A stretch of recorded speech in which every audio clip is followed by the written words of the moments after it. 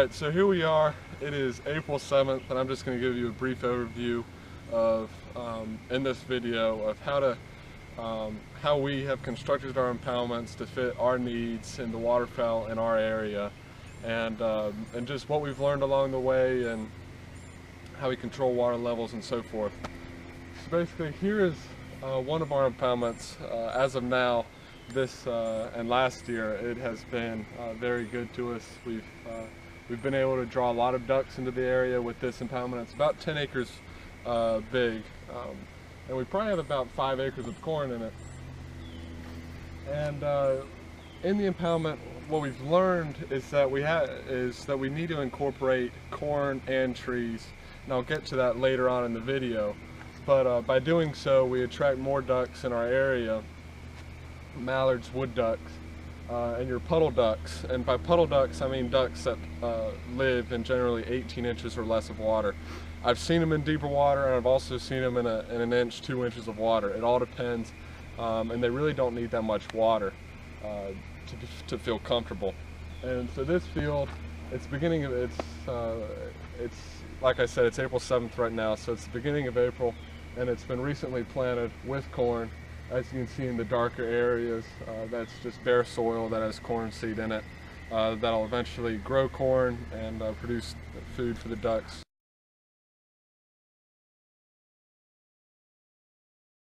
Alright, so here we are. We're at where we control our whole water level for all of our impoundment systems. And what we call this is a flashboard riser. Basically, this riser allows us to raise water levels in our feeder creek right here, where all of our water comes through, and raise the water level, and by doing so we can put water into our impoundments through flooding. So basically how these risers work is you have these probably 2x8 boards, and you stick them into these divots, and there's a divot on either side. And by sticking them in there and stacking them up on each other, you can raise the water level in the creek. And then by opening a pipe over there, you can fill that impoundment. By opening a pipe over there, you can fill another impoundment, and you just keep on filling your impoundment systematically by using this flashboard riser. Now, the great thing about this riser is that it's basically free once you put it in. All the water that comes in through the creek, all you have to do is block it off and raise the water level, and you can fill your impoundments for free. However, when there's no water in the creek, you have to use an alternative method, and we've accounted for that because there are some dry years where there's no water, or at the beginning of the year in September and October when you haven't had much rain, there may not be too much water. So over here we have a pump. It's a little 5 horsepower pump. It's an electric pump, and it's really saved us in many cases when our flashboard riser hasn't been ready for use, or if there's no water in the creek. And so basically, it's not in the water right now, but that's the little pump right there.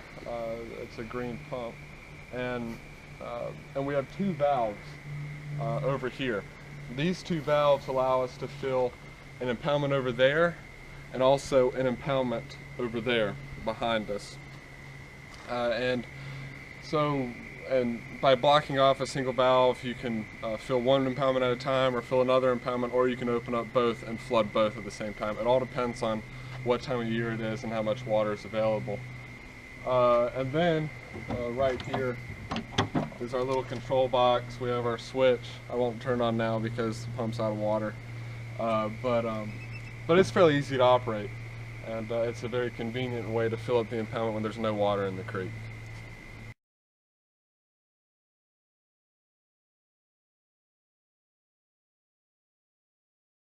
Right now, I'd basically want to touch on a point that I haven't brought up, but it's crucial in order for you to have great impoundment success, and that is focusing your habitat within your impoundment to the species that you primarily have in your area. So here in eastern North Carolina, in Sampson County, we generally just have puddle ducks, wood ducks, mallards, and so forth.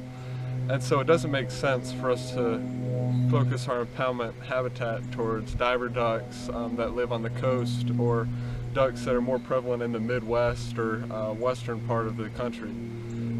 So for here, the concept that I want to show, and it's an example that we have here on our own property, is our initial impoundment. Basically, in this impoundment, we built it a few years ago. It's just a regular field that we dug out with a bulldozer, and we planted, and we flooded later on that fall.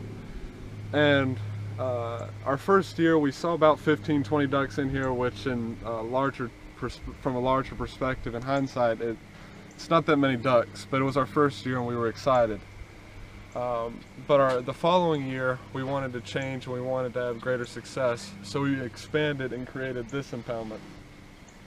Now this impoundment, it's about the same size, about 3 acres, but the only difference is that we have corn out front here, but you can see the tree line in the back. Now the water goes about 80 yards past that tree line, which provides great habitat for wood ducks and mallards, which thrive in flooded tree areas. We call them flooded timber areas. Basically all they provide is shelter and habitat for the waterfowl that feed in the corn. Furthermore, the flooded timber also has invertebrates and other moist soil plants that grow and provide great food for the ducks, besides just the carbohydrates that are found in the corn.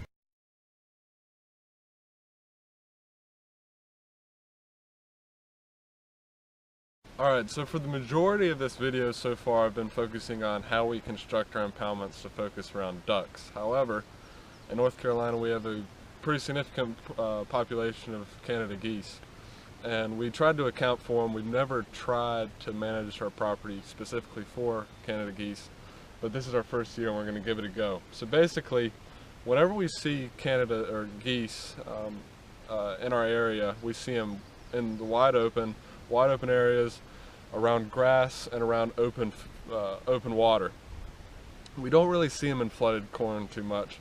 So for this portion of our impoundment, in this darker soil region, we're going to plant winter ryegrass in order to provide food for the geese during the winter.